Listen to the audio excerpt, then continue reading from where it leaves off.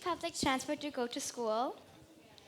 If yes, have you noticed that almost all the people have an electronic device right in front of their faces? Take a moment and think. Do your older siblings or parents do it? Or are you one of them?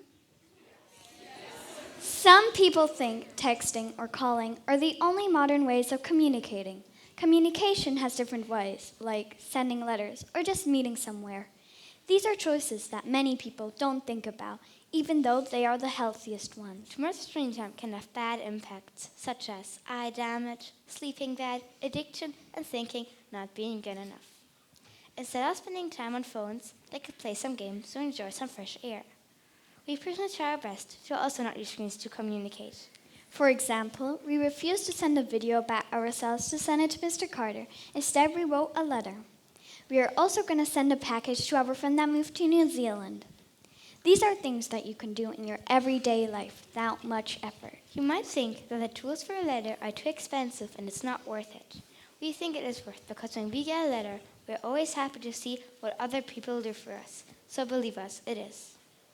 We're not saying that it's bad to communicate on electronic devices, but consider to not only focus on digital communication and let personal encounters be part of your life. We're just making clear that you should think about how often you communicate with people on screens and how often you do that on paper.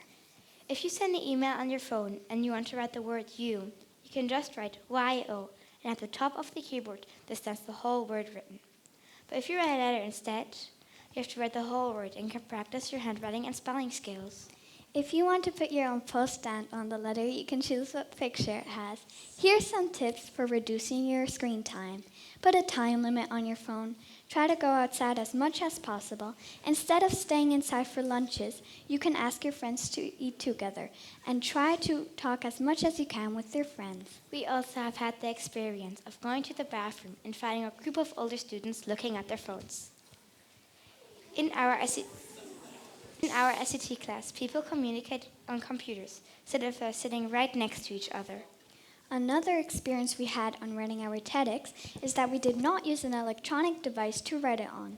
But some people who we know who also wrote a TEDx tipped it on Word or a different program to then print it. When you're in the airplane and you want to write a message to someone, you have to download the app and put your phone on airplane mode. But when you want to write a letter, when you're arriving, you can just put it in the post box. Always when I get a letter, it is exciting to open it and read what the person wrote for me. But the best part is that that person put effort into the letter.